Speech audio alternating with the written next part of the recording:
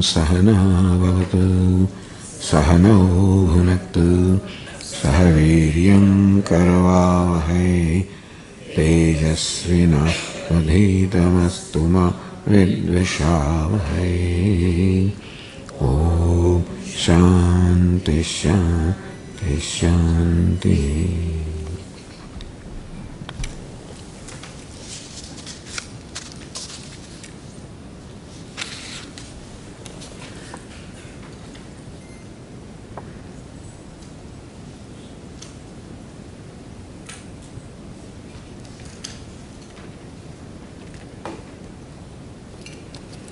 Why should we not be a missionary religion if it will benefit everyone and it is the truth?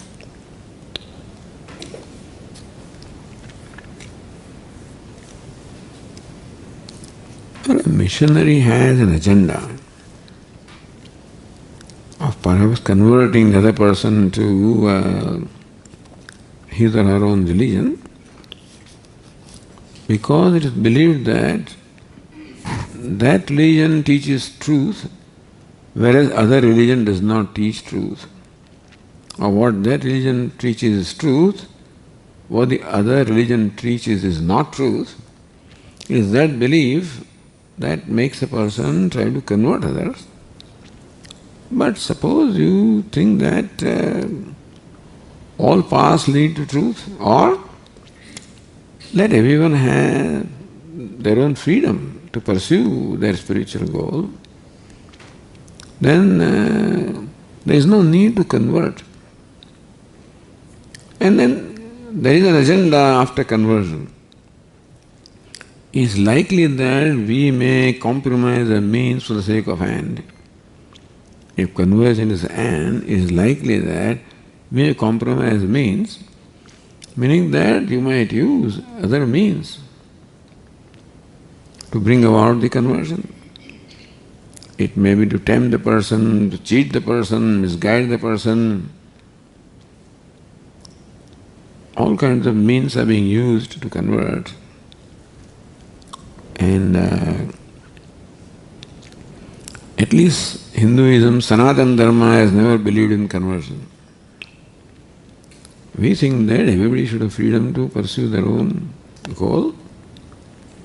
They are welcome if they want to. They don't have to. There is no conversion system in Hinduism.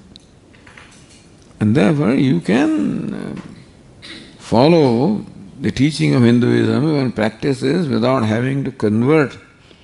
There is no formal procedure of conversion in Hinduism. Later now it is developed because people want to be converted or converted back. So some procedure has been evolved.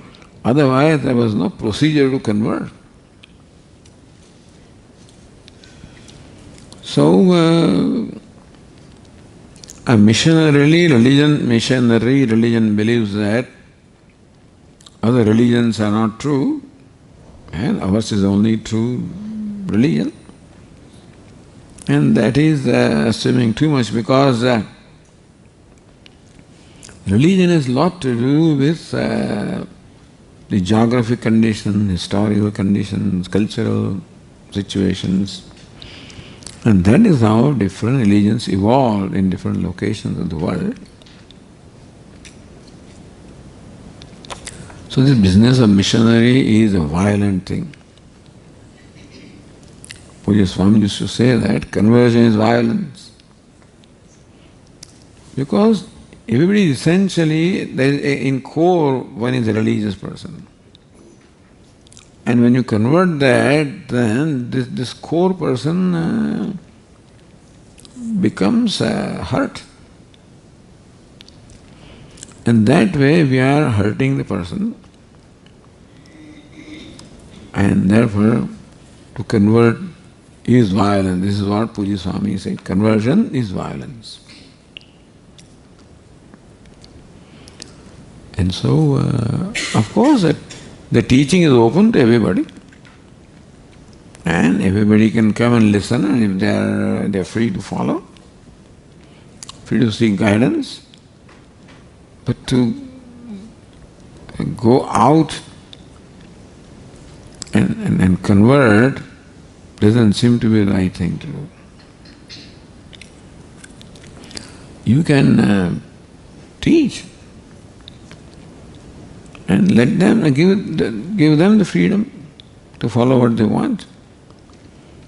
Because Hinduism doesn't believe that you have to be Hindu to practice Hinduism.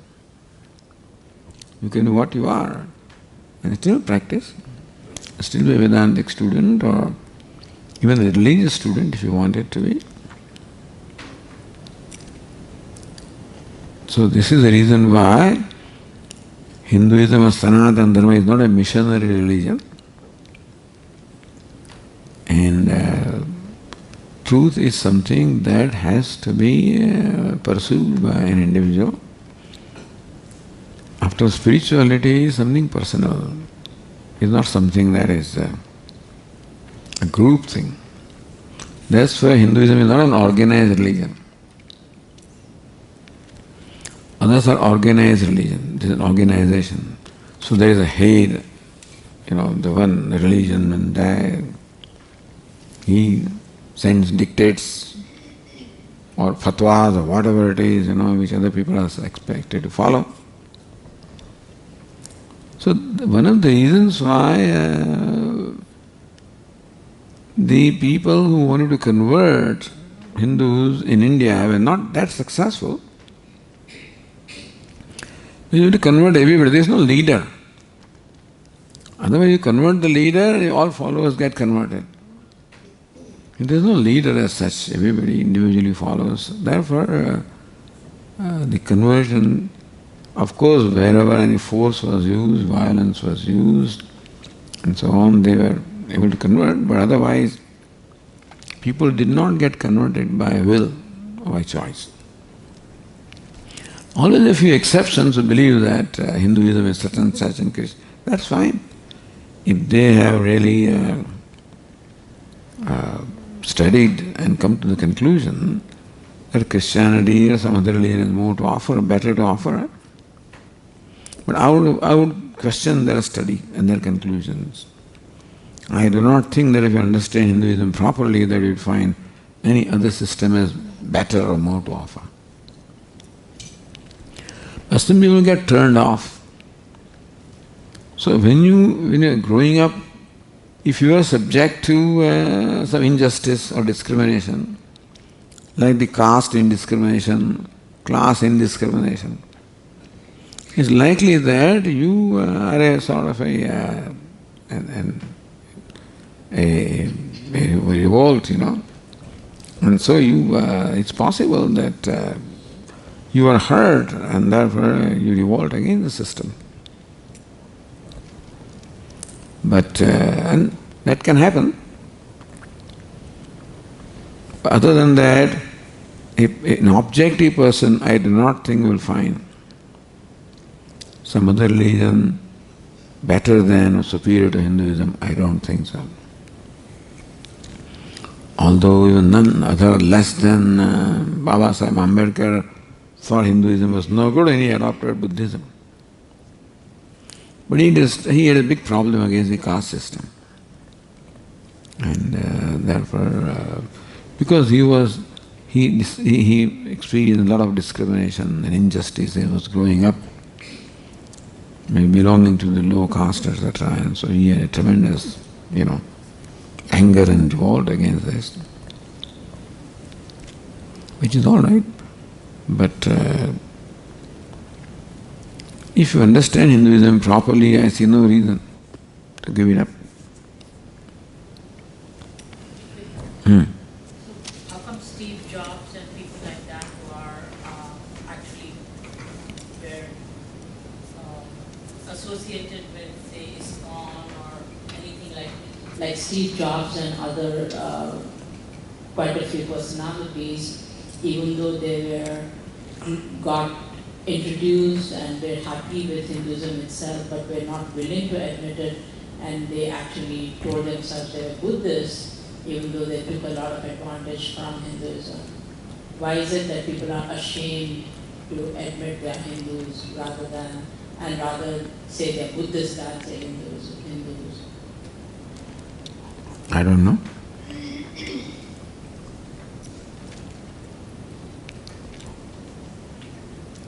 I guess Gautam Buddha is more famous than any other person in Hinduism. Of course.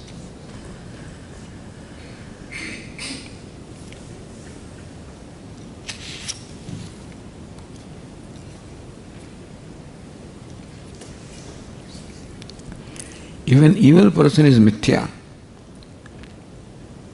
A good person also is mithya. Is also mithya. Evil person is mithya.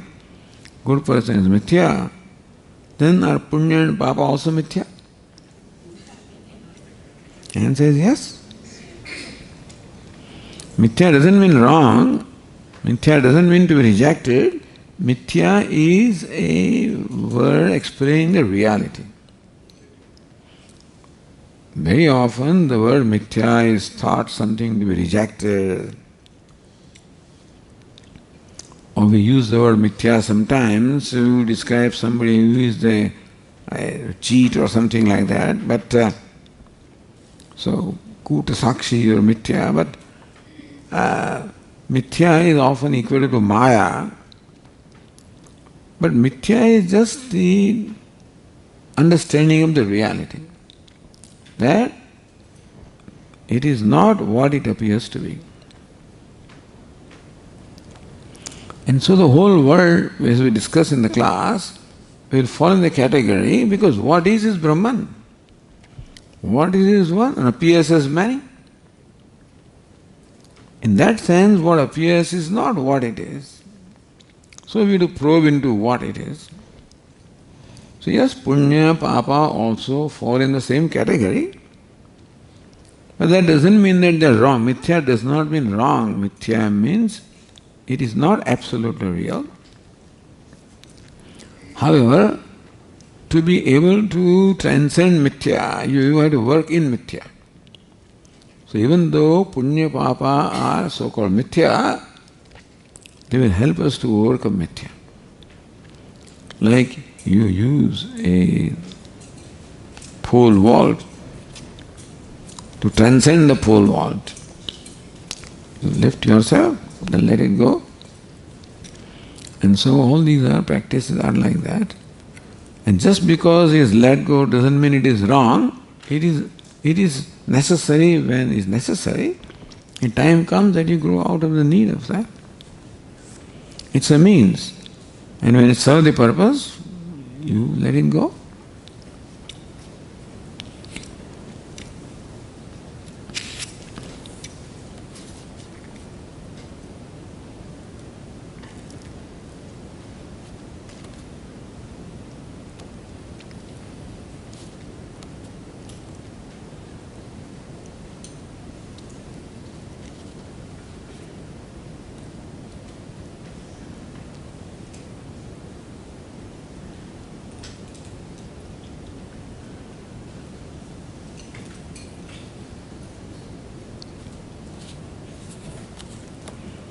I strongly feel that religious leaders should talk about ill treatment of people of lower castes. It is not enough to say that our scriptures do not talk about discriminating people based on caste. By not speaking out against such injustices, we are giving the liberals power to take over this cause and harm Hinduism. So can this person tell me what is it that we should say? When you say that we should talk about ill treatment of people of lower caste, so that the liberals don't get a chance to talk about that. Now, talking about ill treatment of lower caste is one thing, and saying that the caste system is wrong is another thing. So this varnashrama vyavastha, the system of caste and stages of life, was with a certain purpose. And that was to divide the duties the society had to run and divide the functions of the society based on the disposition of people and their talents and aptitudes. So everyone is born with a disposition of mind, with certain natural traits, talents, aptitudes, and if the functions or the tasks are allotted accordingly, then they will be able to do justice to what they have to do, and thus they will also grow and society also will grow. So, if a person gets to do things that is in keeping with his disposition, then he is comfortable, he also grows doing what he does. And as a result of his contribution, society also grows. So that was the purpose of caste system. Now what about democracy, for example? I mean, everything is abused. All systems are abused by the people who have vested interest. The tax system is abused, democracy is abused, everything is abused. And you are free to talk about those things,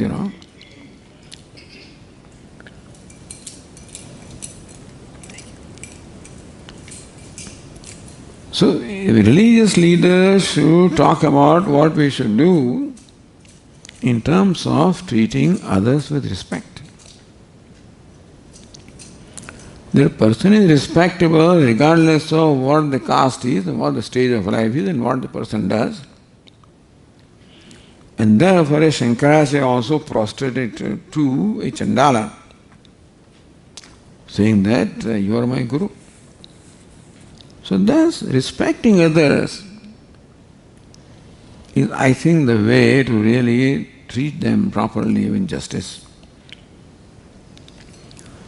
Whatever injustices have been done in the past, talking about them, I do not know what will accomplish, but how to bring about justice now?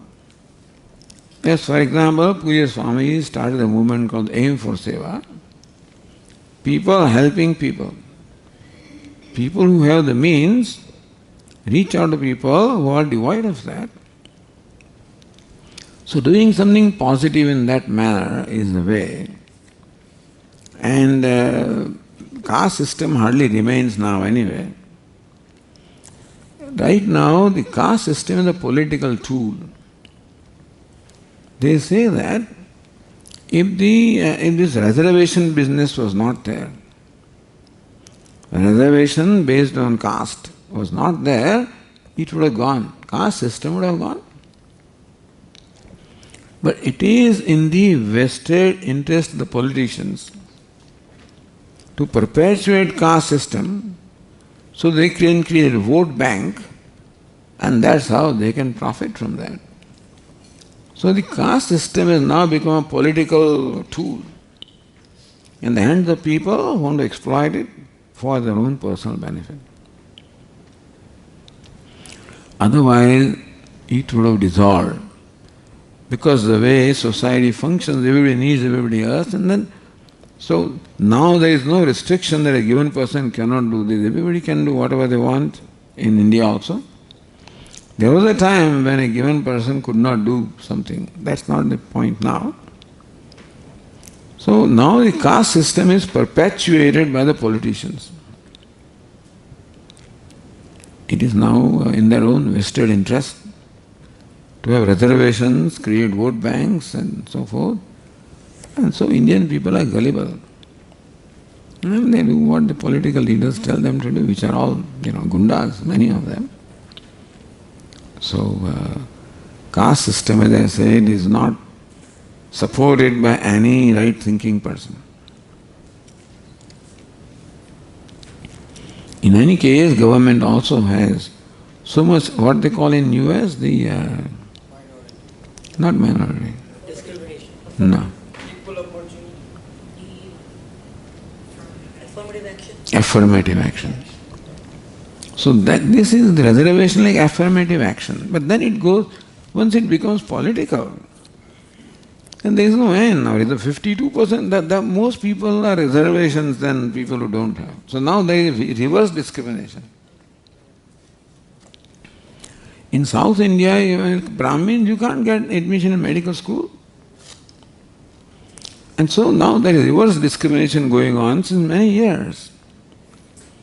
So this is all a political thing rather than a religious thing or a social thing.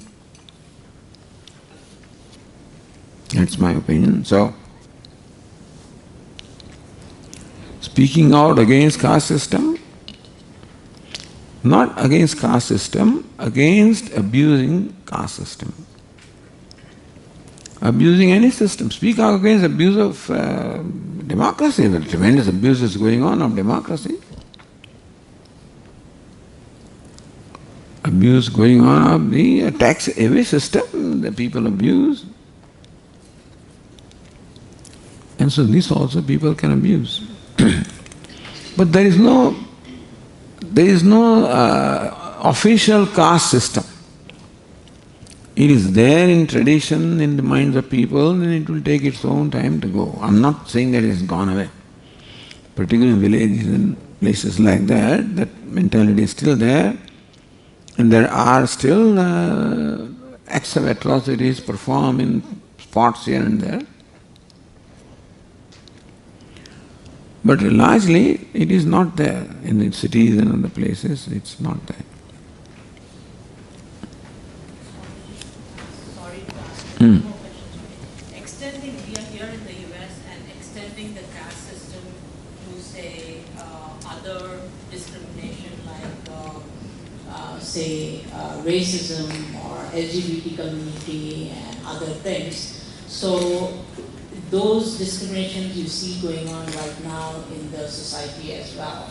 Even though talking about caste system, we said it's no longer there and it's all good, and it has to come from the minds of the people. But what about the discrimination that is going on in this country right now, and how do we cope with that? What's your thoughts on that? Well, there are people who are good to do various things. And therefore, let them do. You can't do everything.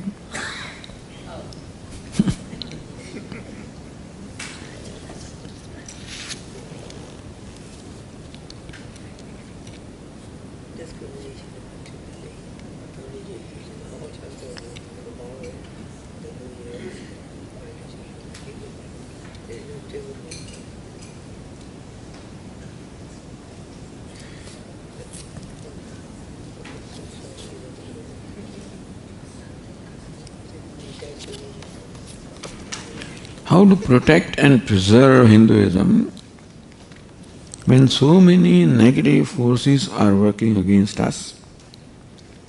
I hear from many people that by next 2 generations, Hinduism will be gone from Indian immigrants. Any suggestions and hope? In the US, there are at least 30 groups who are working for Hinduism. Groups such as HSS Hindu, what is it? Hindu Swam Sevak.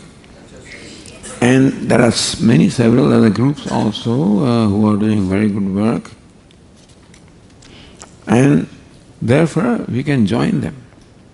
We can support the efforts that are already being made by young people, and they'll be very happy that this is what we believe, that there are many negative forces working against. Yes, it is true. Because Muslims will not allow that. Christians will not allow that. There are very powerful forces there, and then they dare not go against these people. You can't criticize certain things. Because Hinduism is not an organized religion. Islam is an organized religion. Christianity is an organized religion. So, therefore, there is organization which can take up the cause.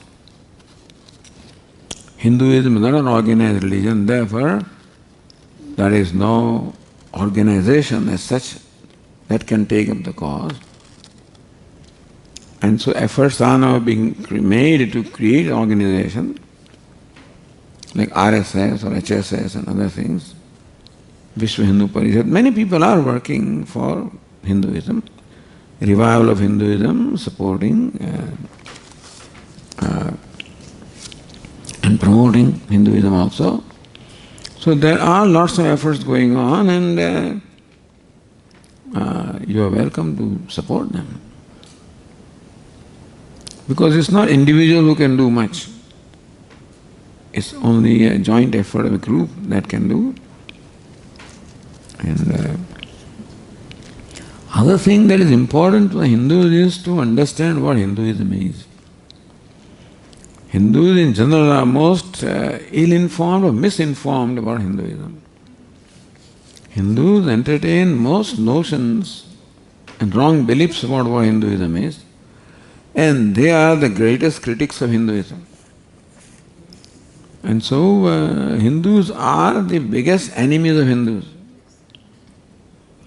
And therefore we have to stop that. And if you get stuck with caste system and some atrocity is done or injustice, and that is, so you equate Hinduism with so those things, and then you revolt. That is not so. So understand Hinduism is totality, that in every system there are going to be aberrations. And not that there are aberrations in caste. Whenever a human being comes, the ego comes, the power trip comes, the control comes, injustice comes. So there have been injustice everywhere.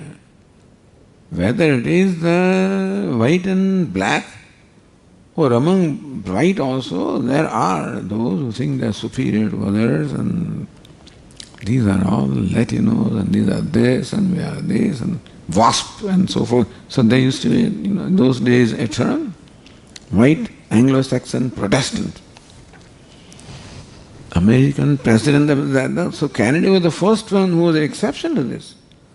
Otherwise, invariably, an American president will be WASP, white, Anglo-Saxon, Protestant. And then Obama came in. So that is, now things are changing. This was a trend here. What to talk of England? No, that also has changed. But anyway, so the world is changing in a way because immigrants are now everywhere. But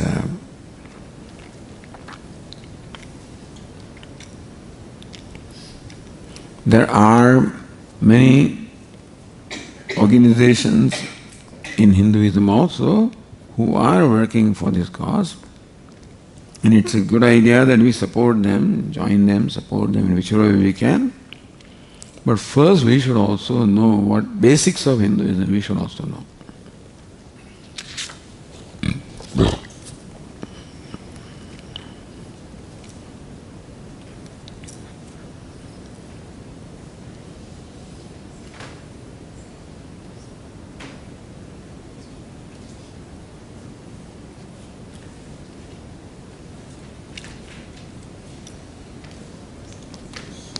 When we are here, we feel happy because there is more sattvic environment. Reaching home, that is not maintained. How to bring sattvika in daily life more? Prayers and meditation one cannot do 24/7. So how to create a sattvic environment at home?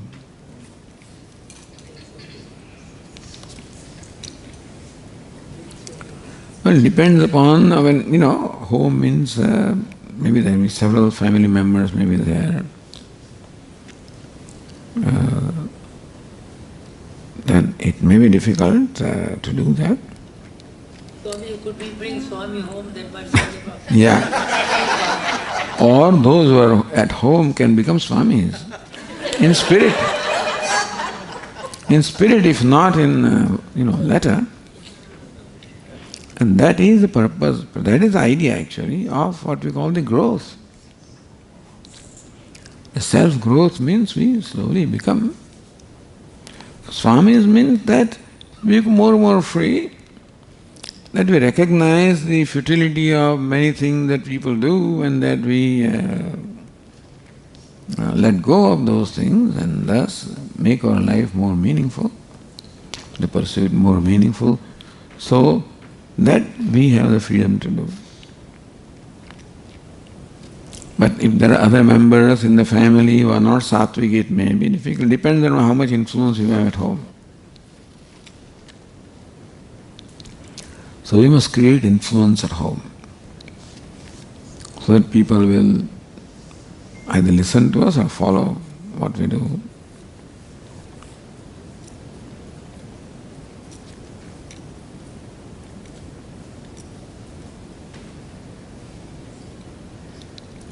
All we can do is set an example of a sattvic life as much as we can. After going home also, we try to, it's not easy to be as, but sattvic I mean following the basic values. Be a kind person. Reach out. At least to members of the family.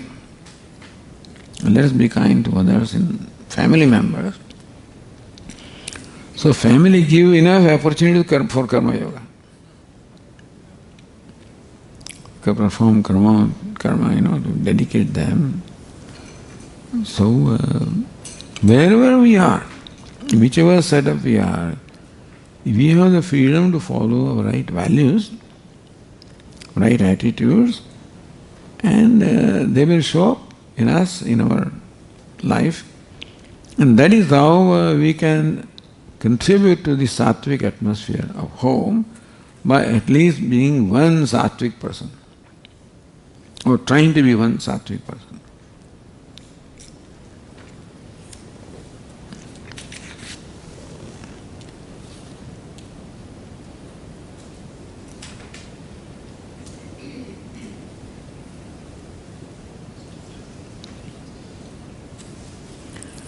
Sakshi is a witness. Therefore there are two, subject and object. Witness, and what is witnessed? Not only subject, because if there is nothing to witness, you don't call it Sakshi. You can call an entity witness if there is something to be. You can call him seer if there is something that is seen. You can call it subject if there is an object. So these are relative words. Sakshi or witness also is a relative word which presupposes something that is witnessed. Subject is a relative word which presupposes an object. So how is Samvit or Atma a Sakshi? Because then you presuppose that Atma also is watching, like a Sakshi is watching. Atma is watching, that there is something other than Atma to watch. Then there are two entities, Atma and Anatma. And watching calls for the same degree of reality, then only you can watch. I cannot watch, the dream from here, which is not the same degree of reality. So in the primary sense, a Sakshi or a witness requires two entities of the same degree of reality. Therefore, the word Sakshi also ultimately will not apply to Atma. You begin with Sakshi. Atma is Sakshi, witness. That way we exclude what is witnessed, that is not Atma. Atma is Drashta, seer. Then we can exclude what is seen, certainly is not Atma. Then you analyze what this seer is. In the seer also you will find that there are two elements, the seer and seen. Therefore ultimately Sakshi will not remain a witness, because witness also is a role. So ultimate meaning of the Sakshi is just the one who is. No act of witnessing, no act of doing anything, just is, conscious.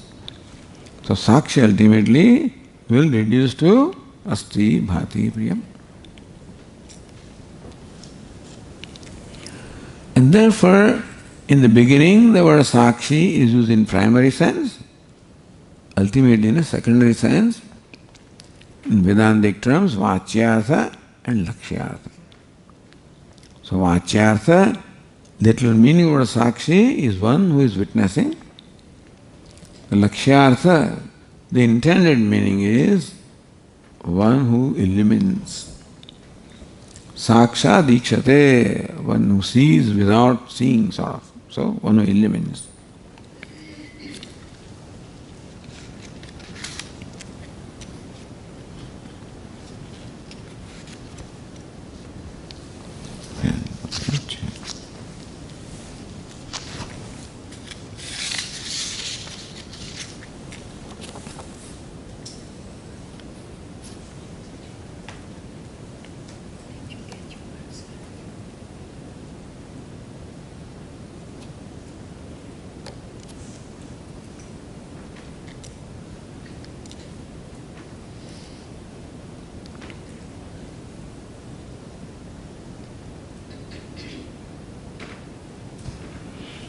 I'm afraid of asking deep and nuanced questions.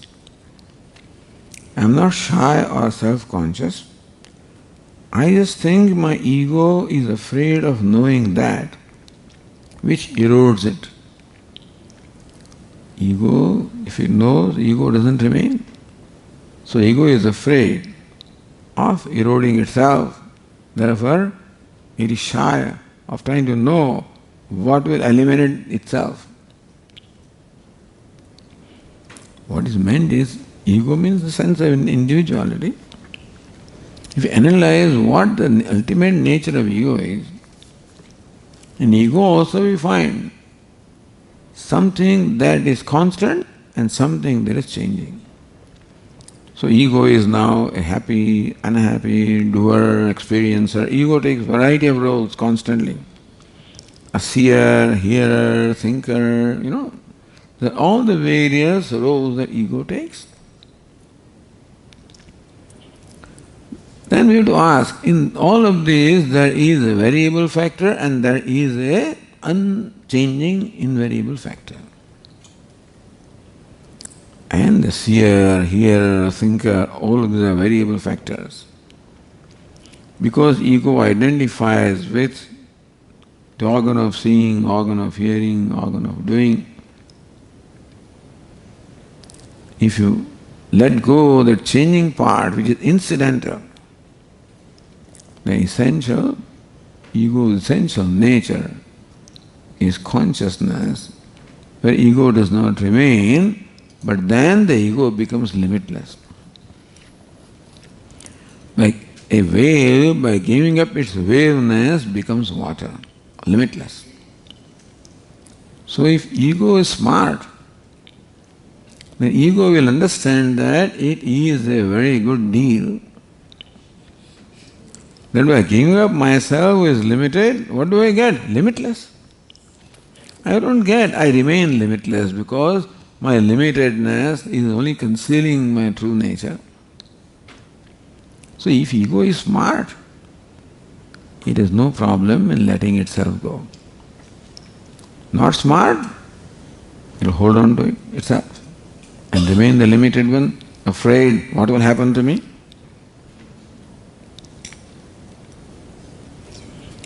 So how do I let myself take comfort in asking what could possibly shift my understanding of myself greatly? By understanding that what I can give up is always limited. Limitless cannot be given up, and therefore what I give up is always beneficial to me, because then only I can own up the limitless. So giving up is what Vedanta teaches us.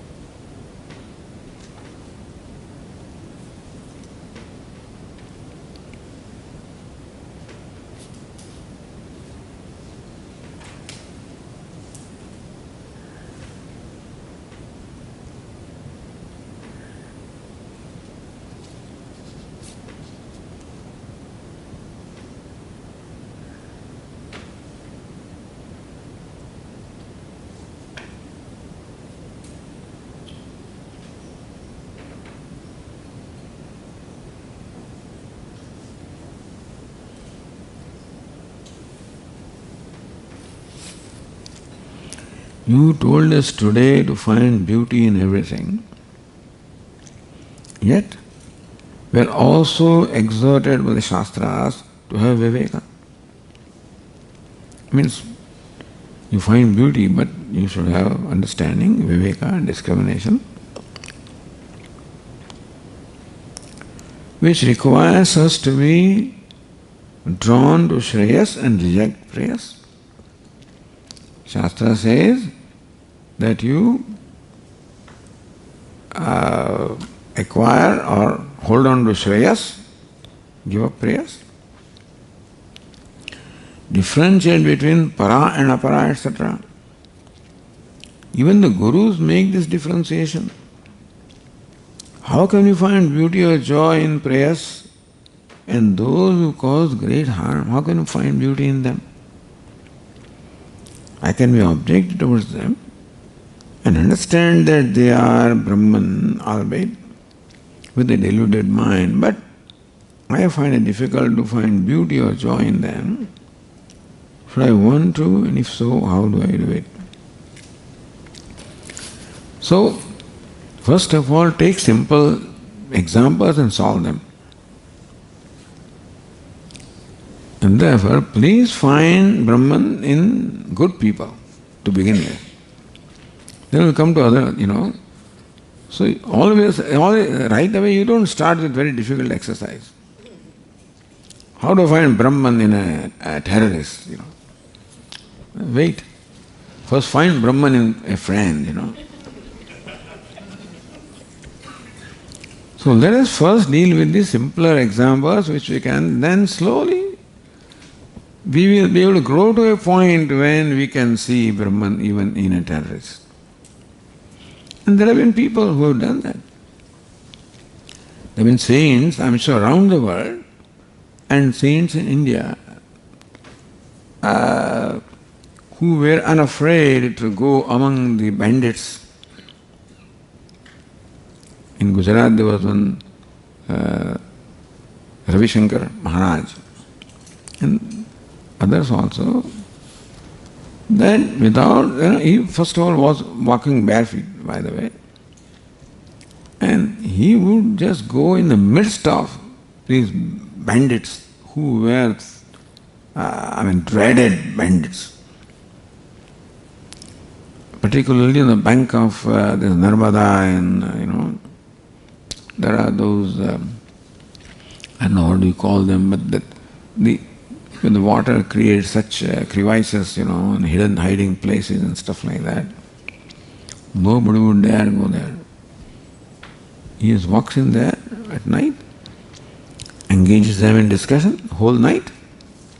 In the morning they lay out their arms at his feet, meaning that you have to grow to that point to be able to see Brahman even in a bandit. He could not have done it unless he saw that, but we are not there yet. So let us not start with that difficult exercise right away. Let us start seeing Brahman where it is easy to see. And then as we grow, we will be able to deal with more difficult examples.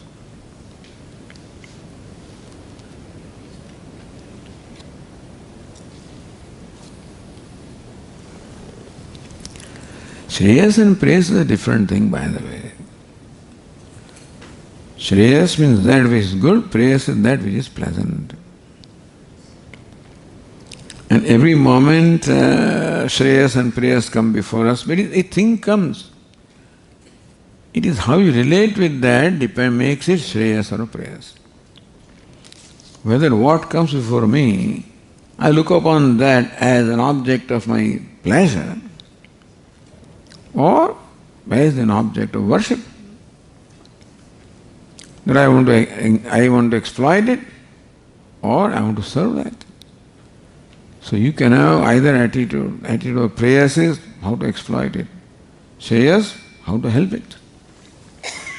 And so these are attitudes, they are not entities. Shreyas is an attitude, prayers also is an attitude.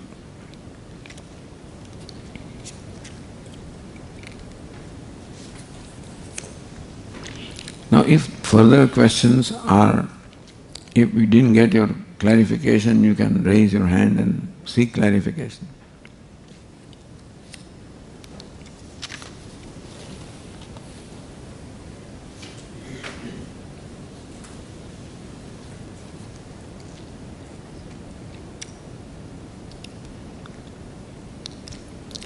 In order to assimilate knowledge that I am Brahman, how important it is for one to be around others who have assimilated this knowledge, and two, for one to be treated as Brahmin by others, or Brahman by others. It says Brahmin, but I think it means Brahman. A Brahmin. Why do you write the word Brahmin? Brahmin means a person belonging to a caste called Brahmana. And Brahman means the self of all. So in order to assimilate knowledge that I am Brahman, not Brahmin, how important it is to be around others to assimilate. This is a good idea. If you can, Satsang is always a great idea. Even if you don't find people who are Brahmajnanis, at least you can always be with people who are seeking.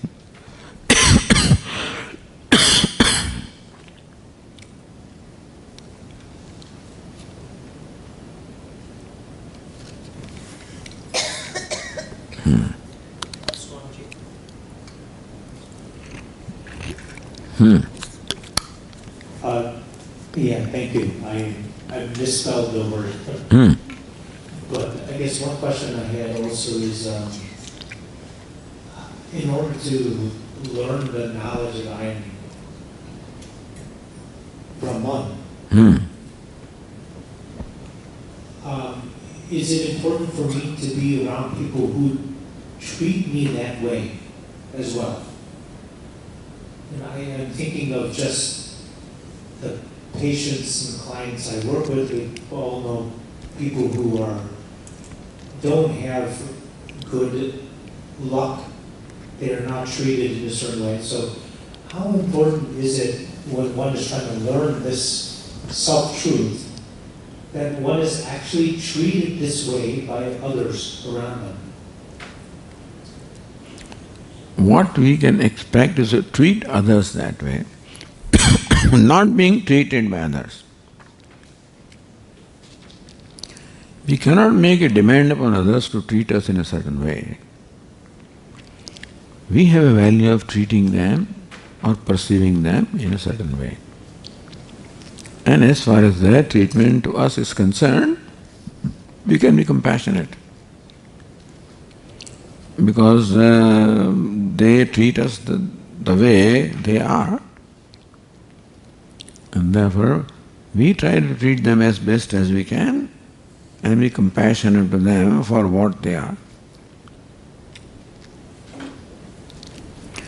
Because being treated as Brahman it depends upon others. So we can't control that, we can't dictate that. We try in our mind. And treating as Brahman means it is only your perception, not a treatment. So if you are a doctor, you treat your patient as best as you can, with as much dedication as you can.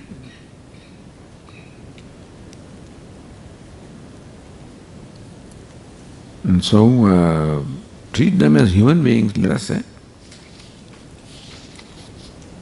with all care and concern. It will lead us ultimately to discovering Brahman.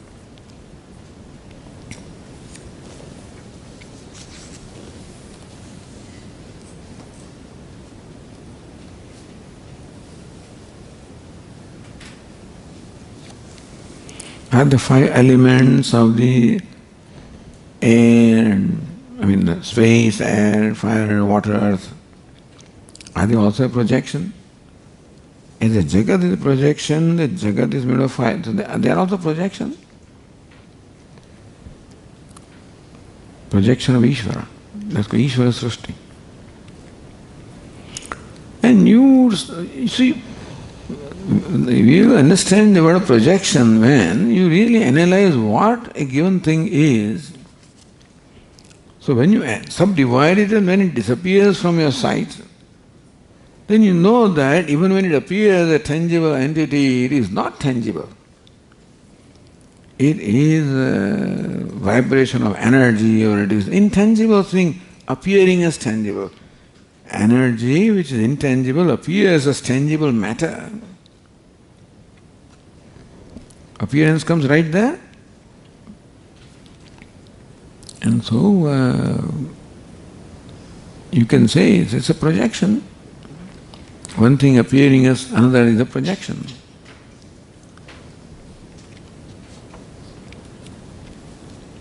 Okay.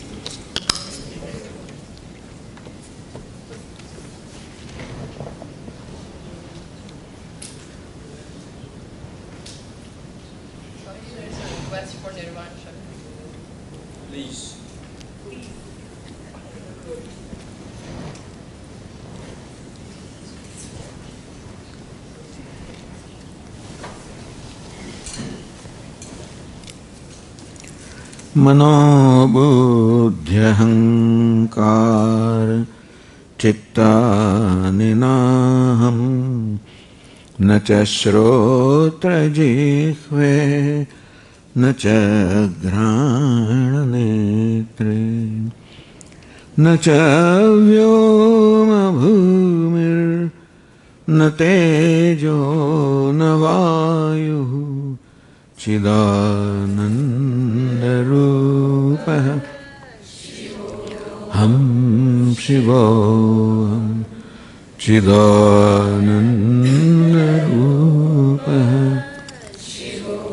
हम न च प्राणसंज्ञो न वै पञ्चवायुः न वा सप्तधातुर्न वा पञ्चकोशः न वा पाणिपादं न चोपस्थपायु चिदानन्द शिवोऽहं शिवोऽहं चिदानन्द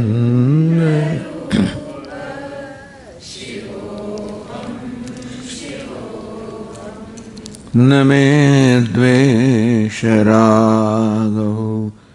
न मे लोभमोहो मदो नैव मे नैव मात्सर्यभावः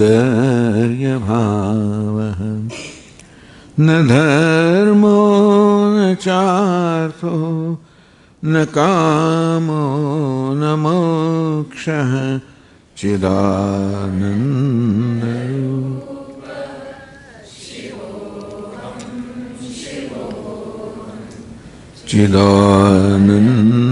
चिदानन्दरूप शिवोऽहं न मे द्वेषरागौ न मे लोभमोहौ मदो नैव मे नैव मात्सर्यभावः न धर्मो न चार्थो न कामो न मोक्षः चिदानन्द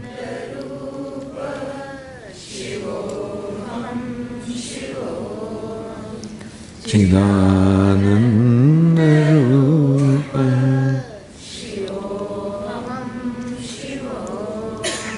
न पुण्यं न पापं न सौख्यं न दुःखं न mantro न तीर्थम न वेदा न यज्ञः अहं भोजनं नैव भोज्यं न भोक्ता चिदानन्द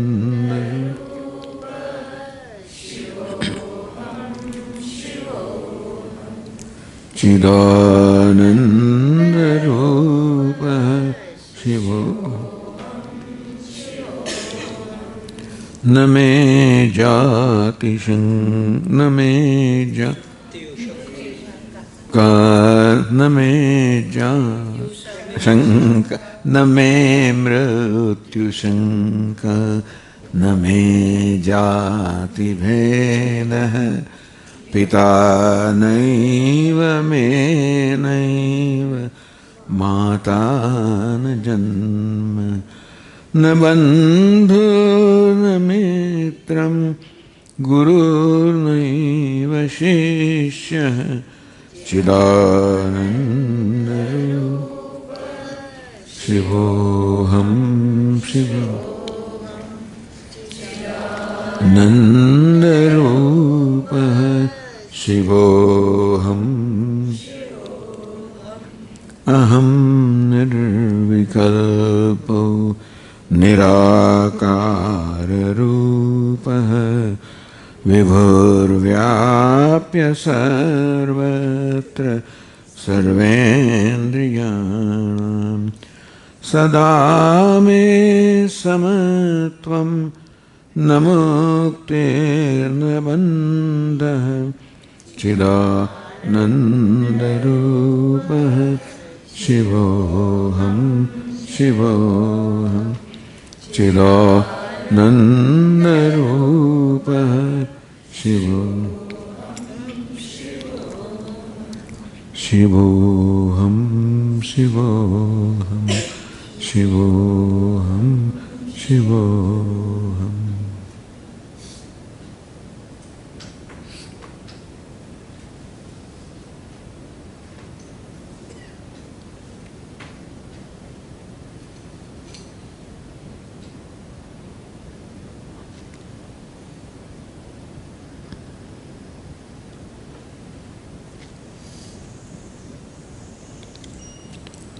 ॐ सर्वे भवन्तु सुखिनः सर्वे सन्तु निरामयाः सर्वे भद्राणि पश्यन्तु मा कश्चित् दुःखभाग् भवेत् असतो मा सद्गमय तमसो मा ज्योतिर्गमय मृत्योर्मा अमृतङ्गमय ॐ पूर्णमदः पूर्णमिदं पूर्णात् पूर्णमुदच्यते पूर्णस्य पूर्णमादाय पूर्णमेवावशिष्यते